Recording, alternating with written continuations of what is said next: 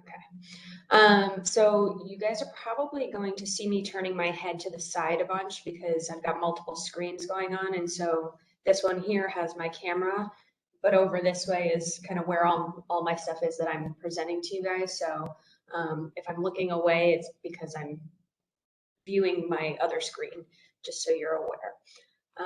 So let me go ahead and share that and we can get going. Let's see here.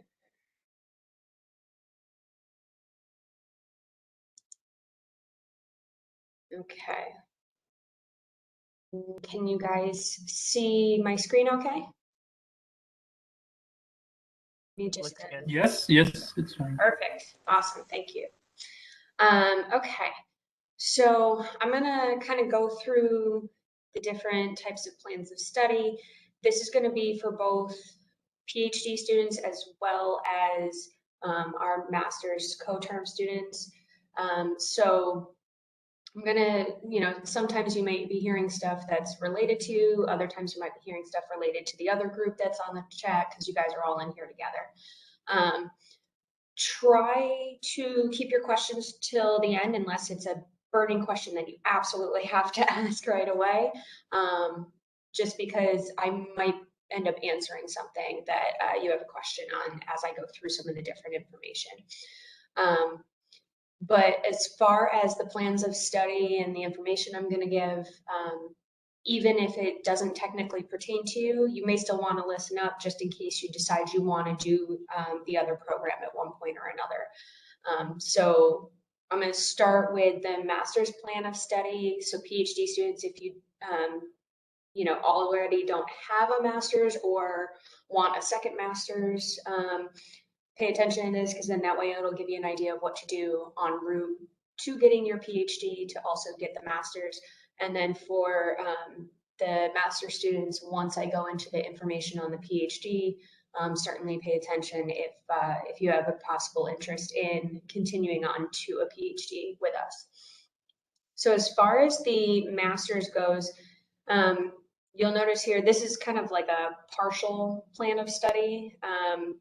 This is from an actual student, so I didn't want to give away any, details on their personal information.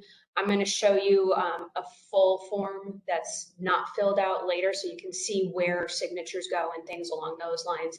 My co-term students, you probably already know a little bit about this just because you did have to create one of these in order to apply and get accepted. But just so that you're aware too, as far as any updates that you might need to make. So for masters, you need a math course, you need 18 credits of ECSE courses, the rest can be whatever you want, and 18 credits of 6,000 level. That changes a little bit if you decide to throw a thesis in there, but otherwise that's kind of the general what we're looking for. The ECSE and the 6,000 level can all be the same. They can be a little bit different, but as long as you're hitting all the proper criteria. 30 credits exact is what is required by OGE. Now that can get a little wonky at times because of like the math courses. Here you'll see it's 3 credits, but this course is actually a 4 credit. And so the way in which we fix this so that it meets that exact criteria for OGE, we ask that you change a 4 credit course to a 3 credit just for the plan of study.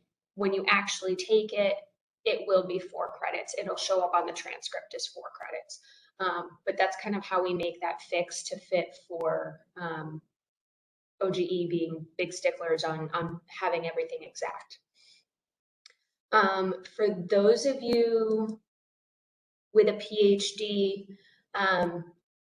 that are going into the PhD program this semester but have a master's already, whether it be from us or another university, we can use up to 24 advanced credits towards the PhD, so long as it is officially in the system that you have a master's, the transcript, the official transcript and diploma are with admissions and it's in the system, then you can put this 24 credits in.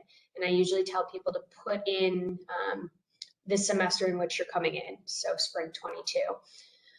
From there, you would then put in the rest of your credits to meet the total 72 credits that you need. Similar to the master's, you're probably going to go over on certain things, and it would go over the 72 credits, but we ask that you put just the 72 on here. And so as far as this goes, your dissertation credits can be anywhere from 12 to 36 credits as far as what the plan of study says.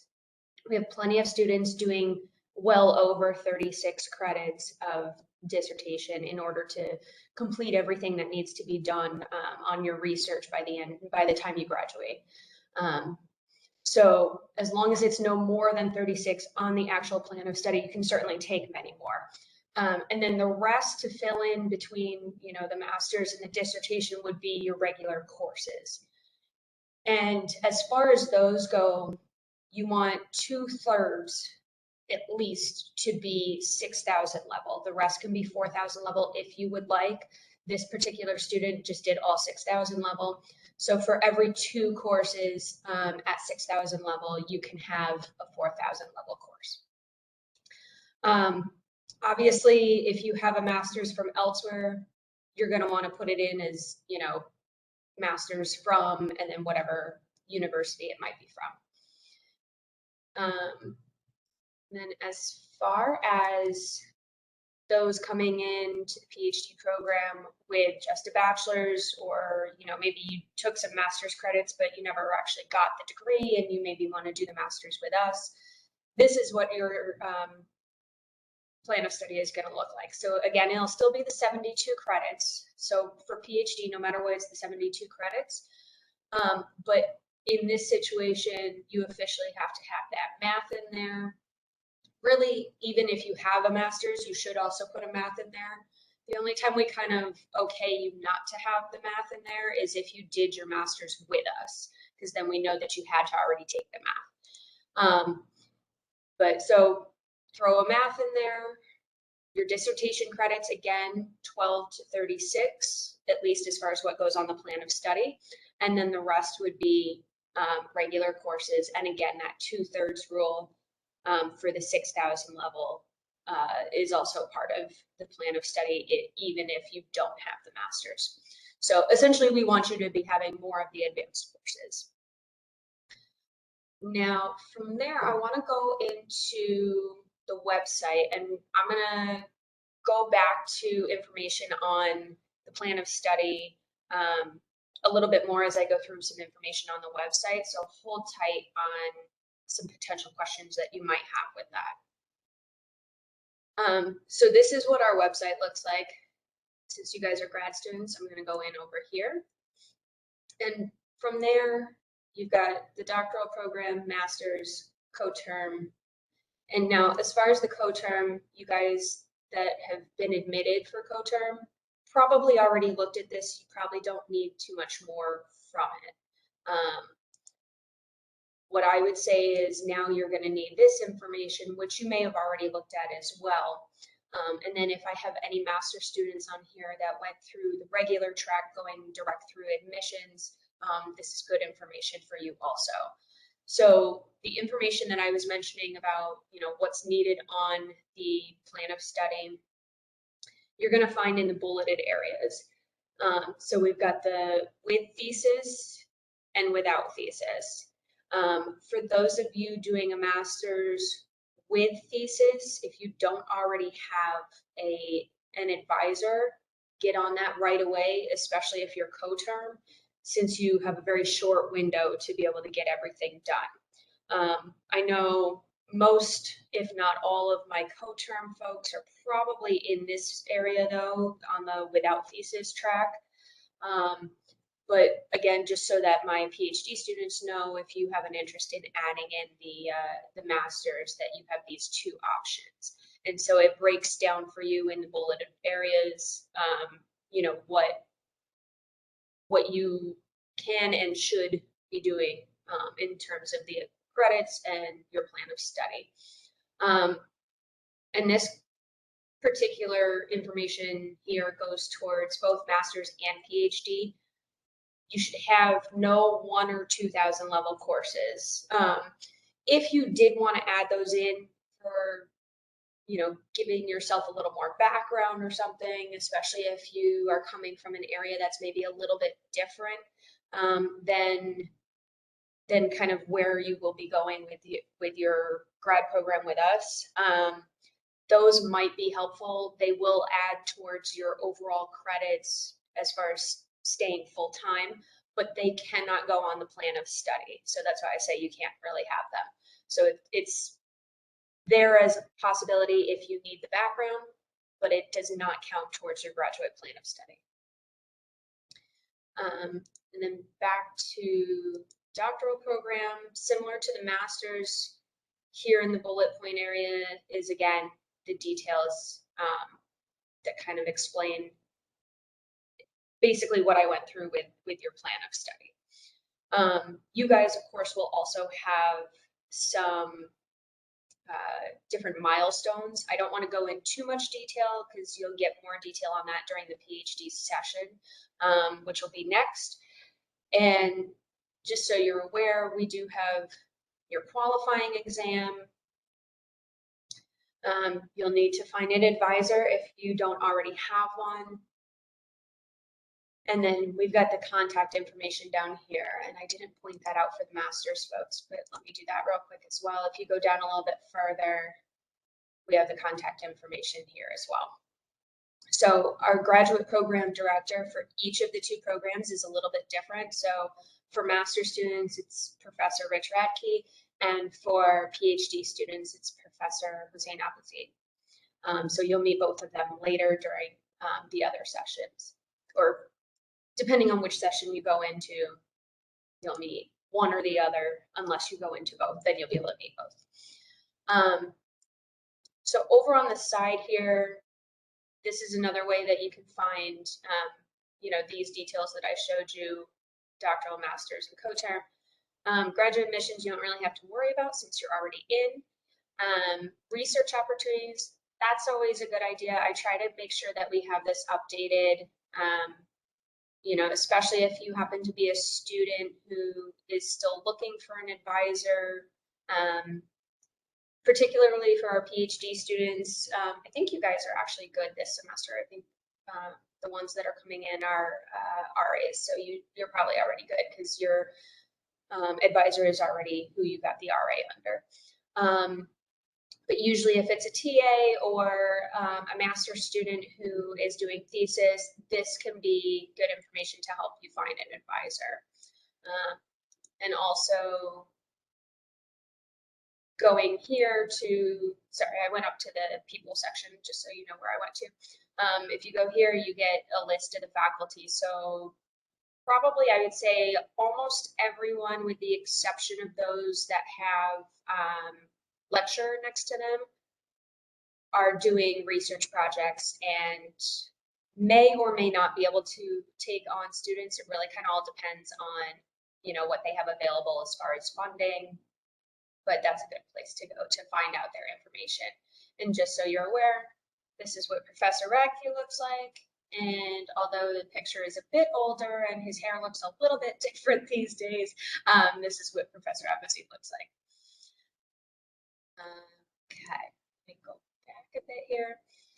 So I'll go to this quick. This again has our information. Ooh, I actually need to update this. My apologies. This should have Professor Radke's information. He just took over this year, so I got to change that. But otherwise, once I update this, this will be all accurate. Forms and information is really a major area that I kind of want to focus on, because that's where I work with you guys a lot. Is a lot of the paperwork all comes through me. So in essence, I'm really kind of your first point of contact with just about anything. When in doubt, come to me, and if it's not something I work with directly, then I'll be the one helping you to figure out who we need to communicate with. But there's a lot of forms that are involved throughout the program. And so pretty much all of them are going to come to me for some kind of review. And then a lot of times, you know, it's me getting a signature from like a GPD and then sending it off to OGE.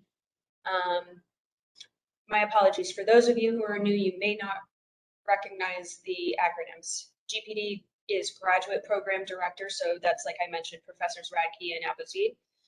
OGE is our Office of Graduate Education. And so a lot of stuff goes through them after it goes through the department. So my apologies on not mentioning that prior, but basically I'm the first point of contact. The paperwork comes through me. I do a review. Usually it needs some kind of GPD signature. And then depending on what the paperwork is, it'll either come back to me to be sent over to OGE, or I will be sending it back to you. But most of the time it goes, once it leaves your hands, as long as everything looks good, it kind of goes through its processes and then straight to OGE, and you don't have to worry about it. So while we're in here, speaking of OGE, they're the first ones here on our sheet. And so this links over to their webpage. The plan of study, as I mentioned earlier, was missing some stuff because of the personal details that were on it that I didn't want to share of someone else's. So this is what the form looks like from OGE. And so you'd fill out the top as necessary, fill out the middle here with all your courses, and then you would sign and date here. Your advisor would sign and date here. If you are a co-term student or a master's non-thesis, you would not have to worry about the advisor signature because Professor Radke would be your advisor along with being the GPD. So he'll sign both of those sections. So for those of you in that position, sign off and then just send it right to me, and I'll take care of working with him to get both signatures. If you are a student doing a thesis, or for our PhD students who have an advisor, you would get their signature and then send it to me so that I can get the GPD signature for you. And the nice thing too is, I believe, see, I'm just going to kind of throw some numbers in. Yeah, so the way they have it set up is when you're putting the credit hours in, it should populate here. And so you can, it'll do your calculation for you. So you don't have to worry about doing the math on that. It'll just keep telling you what it is.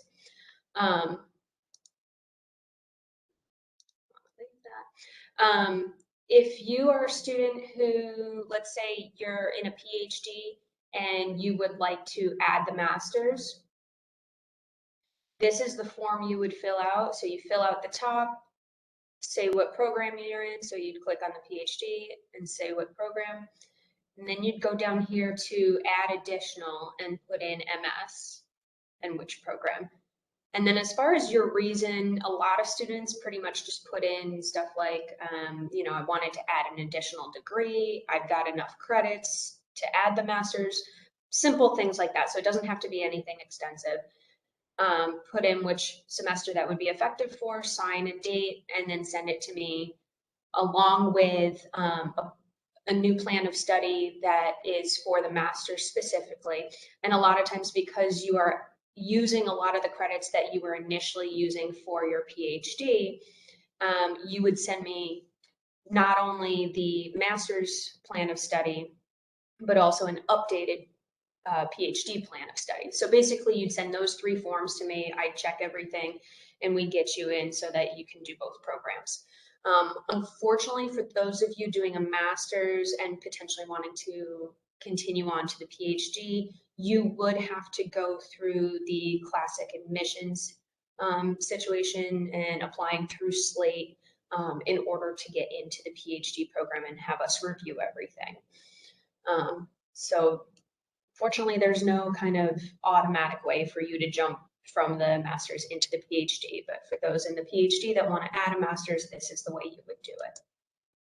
And then they've got a number of other forms that may be useful to you at one point or another. Back to our page, I just want to also point out, this is kind of the way we're preferring to go since we've now added a couple templates. So it's basically the form I just showed you from the OGE site, but with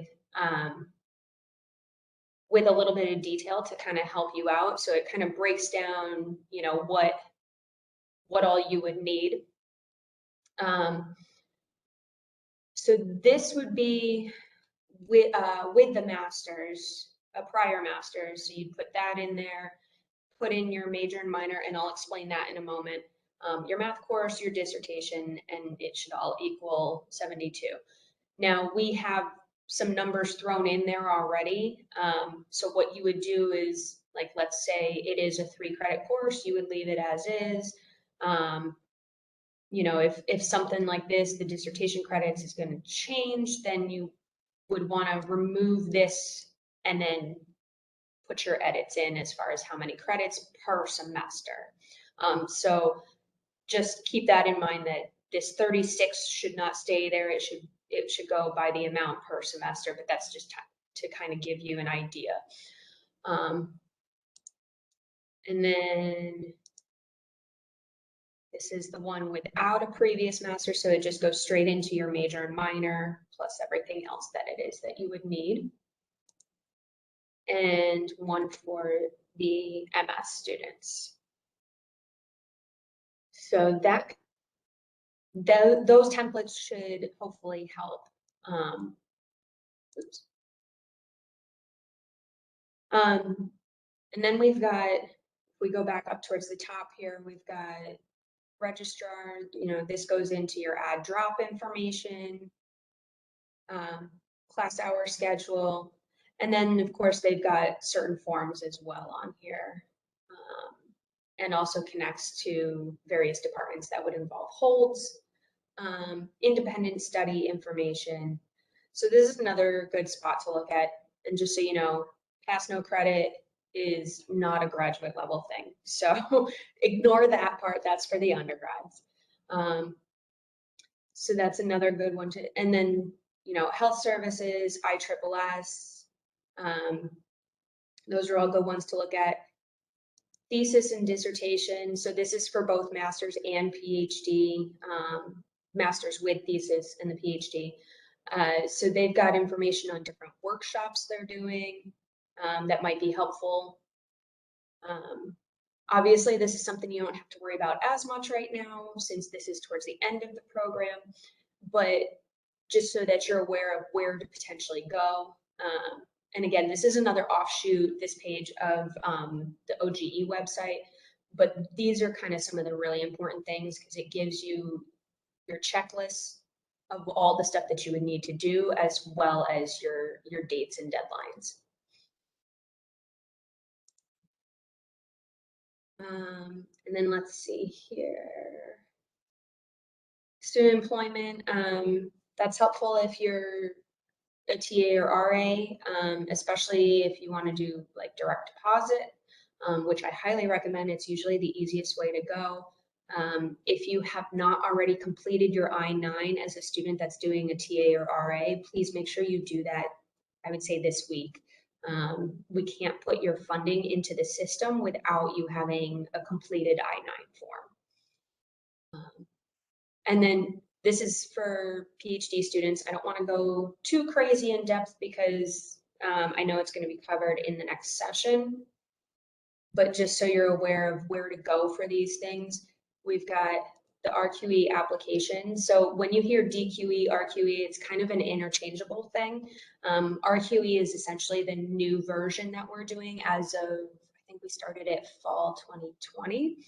And so you would fill out this application, and we'll go in more depth, you know, in the PhD session, but you would essentially fill out this application and send it to me at the time that I request it. I know who's supposed to take it when, and so I would reach out to you with, you know, when I would need it. But just so you know where to find it. I usually also put it in the emails to make it easier. And then as far as majors and minors, this is what I was talking about. And I'm going to show you where to go to look at this. But basically, you're taking 3 courses within a major area and 2 within a minor area. This is of your choosing.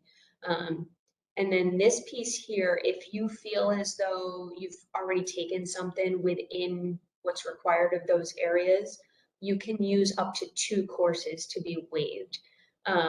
Whether that be, if it's exactly the same course that you took here at a master's level, you can put that in there. If you feel as though there's a match from a course outside of RPI that you feel fits into those, you can put that there. I would need a syllabus with it so that we can verify, and you would have to have it agreed upon with your advisor. But you can have up to 2 classes out of these 5 waived. And let me go to the handbook quick. And you should be able to access that. Actually, let me go back real quick so you can see better. So it's got this little icon here or the link right below it. And that should show up on just about every grad related page on our website. So this, clearly I must have been looking at this previously because it jumped right to where I wanted it to. So this is what I was talking about as far as the major and minor areas. And for the master students, this could be helpful for you as well as far as adjusting courses within your schedule to kind of meet certain areas that you have an interest in, especially since really for both, it's kind of a flexible program, especially for the master students. But so you would choose, your major area based on your highest interest, and whatever your second interest is, put that as your minor area. And it's got certain criteria. And again, for the PhD students, we'll go into this in more depth in the next session. But some of them are like control and automation. You have a specific course that has to be taken, and then 1 more within this area if it's a minor, and 2 more if it's a major. And then you have, let's see, other course or other areas such as information decision sciences, where you would just select 3 if that's your major, and 2 if it's your minor. There isn't a specific course that has to be taken within the area. So just keep an eye out for those.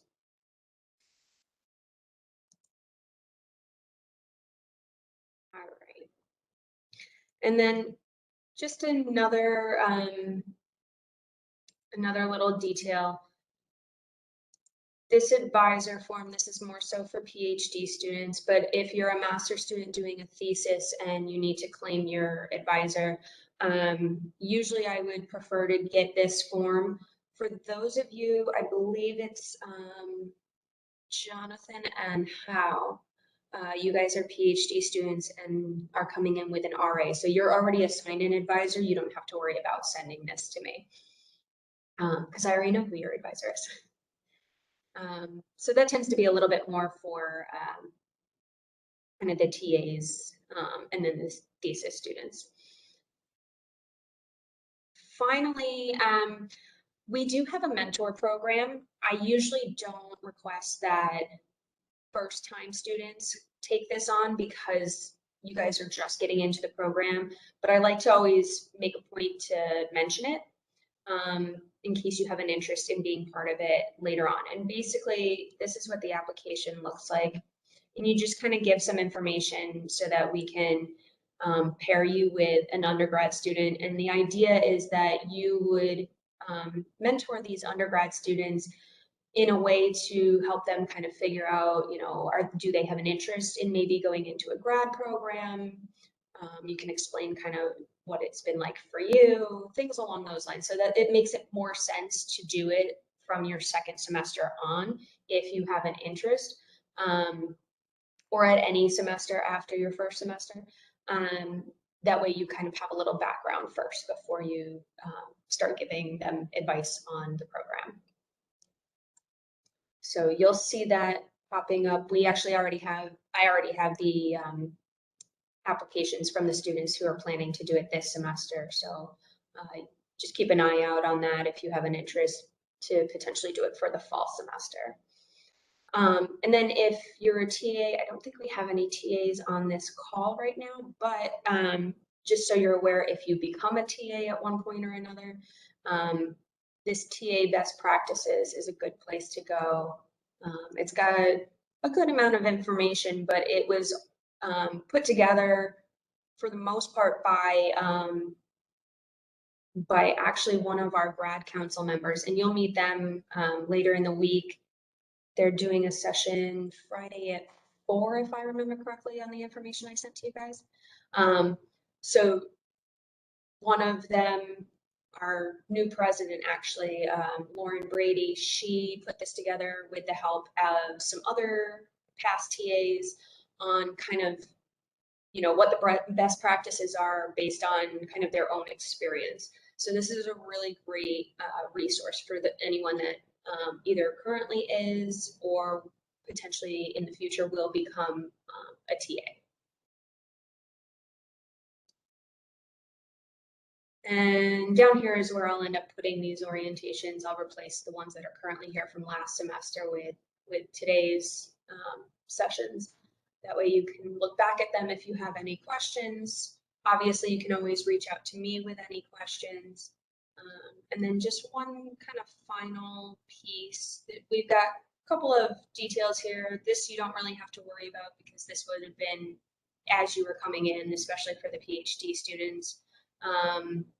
Past graduates, if you want to check out who has graduated from the program, feel free to check that out. But the Graduate Student Council, they need to update this still. They have control of their own page, but they need to update this because some of the positions have changed. Lauren is now our president because Waleed has just graduated, and we actually have a new member who hasn't been added here yet, but you should be meeting most, if not all, of the members through the session that they're doing at the end of the week. And although everyone in the council is currently a PhD, we are always looking to add folks. So if you have an interest in, you know, being part of the grad council and kind of helping to be a voice for your fellow grad students, this is a great way to get involved. It's not a heavy involvement. It doesn't take a great deal of time, but you know, it's a little bit of added something on top of the work that you would be doing. And it's, you know, like I said, it's mostly PhD students right now, but master students can certainly get involved. And, you know, I certainly encourage you guys to consider it. So with that said, I believe I have covered everything that I wanted to let you guys know about. As far as the PhD session goes, required for the PhD students, but for the master students, if you have an interest in potentially going into the PhD, I highly encourage you to sit in on that session. And then following that will be our master's co-term session. And so that's required for those of you who are masters and or co-term. But PhD students, if you have an interest in potentially adding a master's, that's also a good session for you to sit in on. I will be sending reminders out throughout the afternoon about each of the sessions with the link so that it's easier to get into. And then I will also send out a reminder about the final session with our grad council on Friday, not long before that one starts. That way you guys have an easier chance of remembering where the link is, because I know I sent you guys a bunch and it's tough to remember which email it comes from, and I'm sure you guys are getting bombarded with emails as of right now. I know it's kind of tough to keep track of everything because you guys do get so much information. I've added you all to the to our graduate listserv so that you get all the blast emails that we send out. I've also added you guys to our WebEx groups. So although you're probably getting a lot of emails, please, please, please just pay attention to what those are, because there's usually a lot of good information, sometimes really important information that involves a deadline for a form of some sort. So yeah, just keep an eye out for everything. As far as, so my PhD students, you will need to send me a plan of study and that major minor form. Please do that by next Friday, the 21st. And if you need a reminder on, because I know I showed you guys a lot, but if you need a reminder on where to go to get those details, feel free to shoot me an email and I will be happy to send you the link again. As far as my master's students, if you are co-term, you're probably all set already with the plan of study because of having to have that in as part of your application. If you need to make any changes because you adjusted what you're registered for this semester compared to what you originally put on the form, feel free to send me an updated one. Otherwise, if it's all set, then you're all good and you don't have to send me a new one. I think that's it as far as forms go. So at this point, I will open it to questions. And you can either write them in the chat feature or from, you can, oh, and I see actually I already have one in there. So you can write them in the chat feature or you can kind of raise your hand and start talking. So let me just answer this one first. Can we potentially switch from non-thesis to thesis over the summer before we start our graduate study? I will be doing most of my planning for my master's and PhD at that point when I don't have to worry about classes. I don't blame you. So this is coming from a co-term student who is admitted but will not officially start the graduate work until the fall, I'm guessing. And yes, you can make that switch. Really, you can switch back and forth between either. It's usually easier to switch from thesis to non-thesis, but because of your situation and the time frame that you're in, and I believe there's a good chunk of you actually in the co-term that are in this same position, that you're admitted now, but you're not officially starting the graduate work until the fall. Yes, you can take the summer to get that all figured out. And then if you're going to be putting, you know, the thesis credits onto your plan of study, just feel free to send me, you know, once you figure that out, send me the updated plan of study. Okay, I do have a question. About the majors and minors, for example, I saw the robotics one had introductions to robotics as a required class for either being a major or minor. If I did a similar class on my master's, could I waive that in? Yes. So, because I was going to say, Jonathan, I believe you're doing robotics too at this point, right? Yes. Okay. So yeah. So you should be fine to put that one in as a waived course. So you would put it into your, you know, if that's your major, you would put that into your major, and then at the end there it says waived, yes or no, and you would just put yes in there, and then down in that bottom section, like I was showing, would put in the course that that you took elsewhere in your master's to say that that's what you're waiving it with, and just send the syllabus with it, and Okay. get it approved by your advisor, and then send me that information. Okay, thank you. You're welcome. What other questions do we have? I have a really quick question.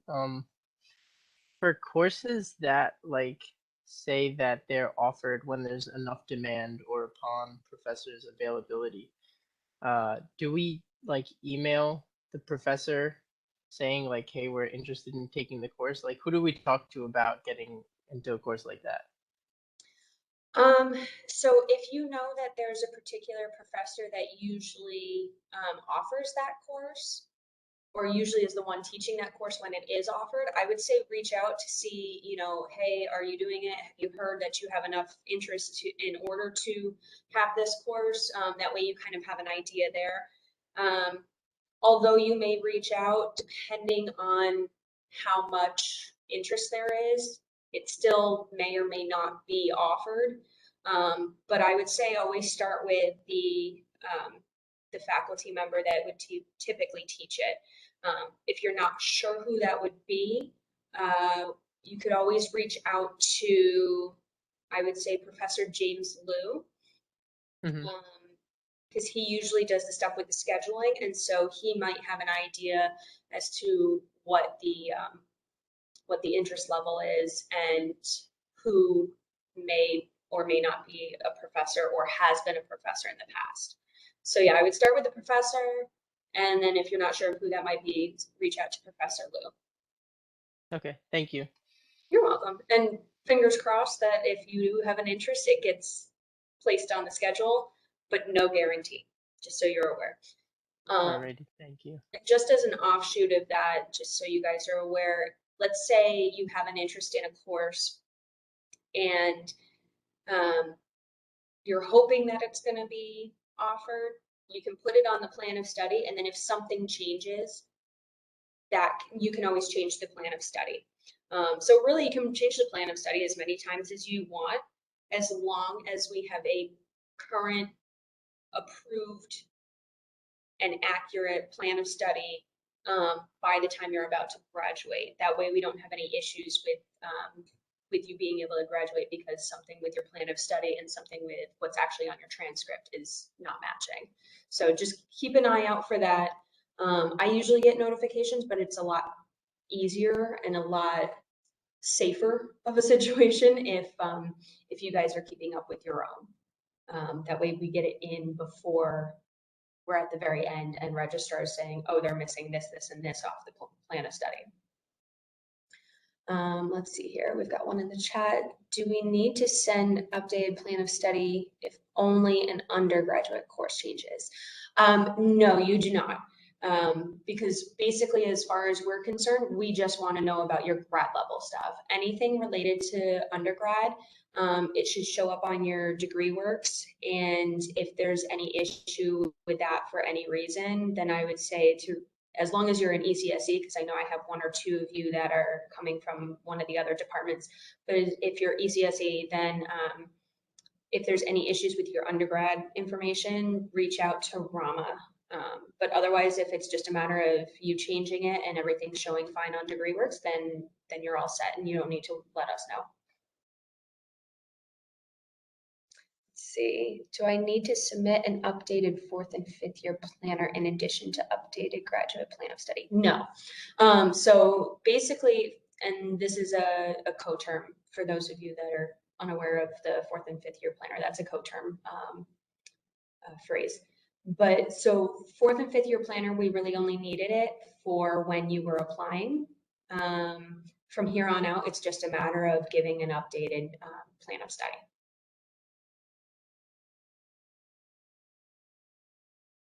I have a couple questions. Okay.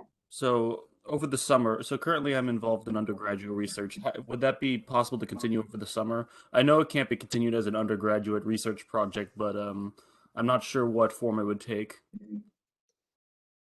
So I'm guessing you're doing it as like a URP? Yes, right now I am. Okay. And then you would be graduating this semester from your bachelor's? Yeah, but I'm gonna be in the vicinity of RPI over the summer. Gotcha.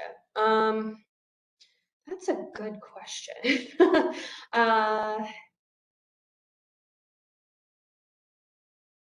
I might have to look into, because I think you're probably one of the first to ask about doing it kind of like the summer between essentially the undergrad and grad level.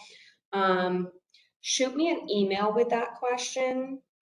And if anyone else has the same question, let me know by email. But I think I need to do a little bit of digging for you to give you an accurate answer. So I don't want to just give you a spur of the moment answer. So just shoot me an email and I will look into some information for you on that. All right. And the other question is, are coterm students eligible for a TA? So that unfortunately is not something that, so because you guys are getting certain types of funding transitioned over as part of the coterm program, you know, whether it be like scholarships or whatever other federal funding, You're unfortunately not allowed to do an RA or a TA. However, if you end up getting something offered to you, or you for some reason decide to seek it out and get the offer, what we would need to do is essentially transition you from co-term to the regular masters. So we would probably have to do a little bit of a switch in what's in the system with Slate as far as admissions is concerned. We would do a change of status for you. The unfortunate thing with that is you would lose any funding that would transition from the bachelor's to the master's because you're no longer a co-term, but you would be able to get the funding from the teaching assistantship or research assistantship. Right. I think at some point I'm going to come to your office and discuss this because it's a little involved. But essentially I'm trying to see what the financial situation is. So if a TA ship would be part of that, if I were to go that route, that would it still be a year program? If you were to do a regular master's as opposed to the co-term, you would be able to go a bit longer if you would like. So it definitely sounds to me like you've got a more individualized situation. And so definitely let's talk one-on-one. And I would be happy to we can dive into this a lot deeper. And that goes for others of you too. If you end up in a situation similar to this, feel free to reach out to me and we can do a one-on-one conversation, whether it be doing a session, over a virtual session, or having you pop by my office to chat for a bit. This kind of reminded me of an additional question. In one of the many emails that we received over this week, I read something that the research assistantship only covers fall and spring, and we would have to look for something else to cover summer. Do you know how does that work? So that is something, and so just so you guys are aware, he's a PhD student, so that you have an understanding here. So for the offer letter, that could even change as early as next semester. So even though the offer is for a year, it may change literally from semester to semester. That is in communication with your advisor as to whether they decide they're putting you on RA again or putting you on a TA.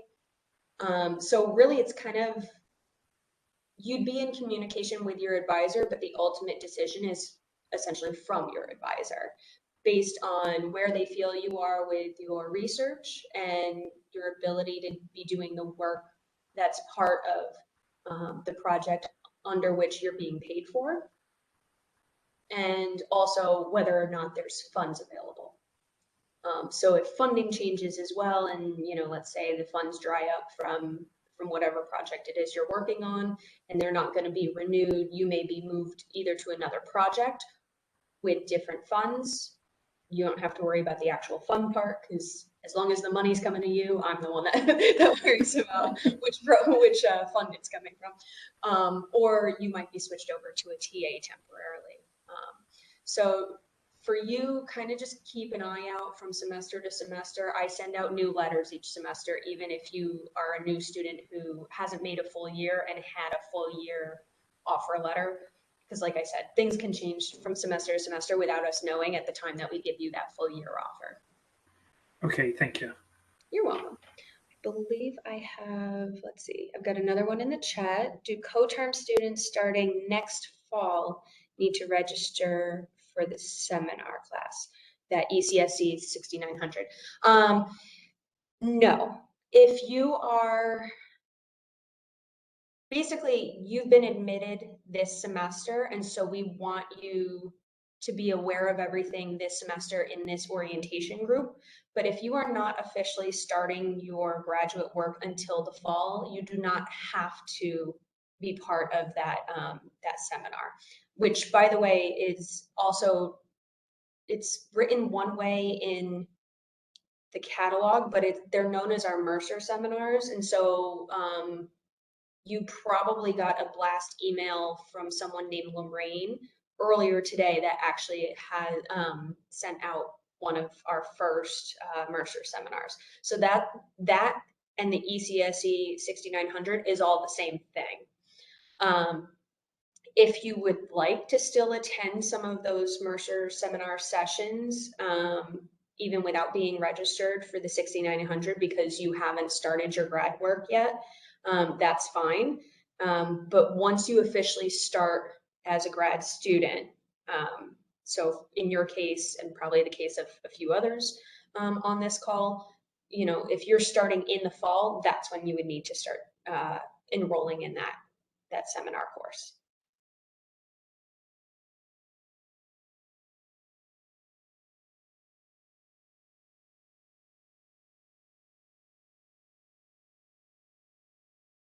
What exactly is the Friday info session on?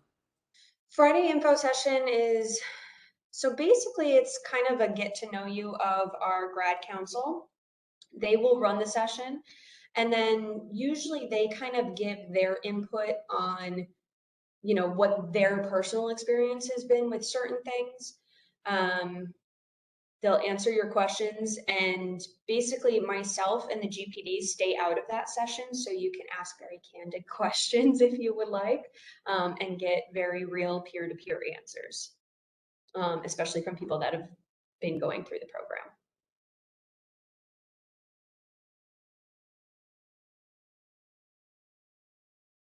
Okay, one question about the seminar class. Is this like one seminar only? Is it a weekly thing? You told us like to get into the class, but I didn't get much information of what it is. So basically it's going to be multiple sessions throughout the semester. They try to do sessions almost every week. It doesn't always happen. It's essentially it's speakers. And so they'll be from different industry areas. Some might be from other universities. And, you know, they're going to give a talk probably on, you know, the research that they've been working on, the area that they work in, things like that.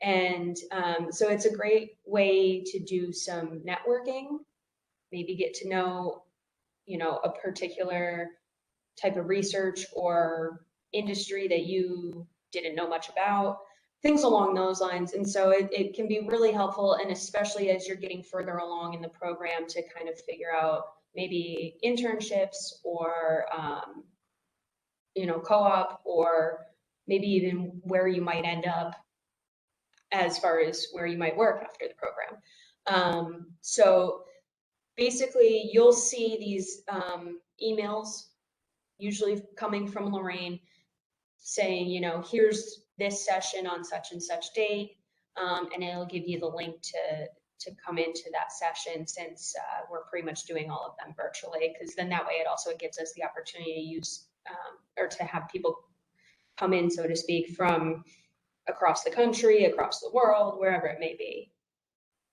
Okay, thank you. You're welcome. All right, I'm going to limit it to one more question, since we're getting close to the start of the next session, which will be in a different link. Any final questions?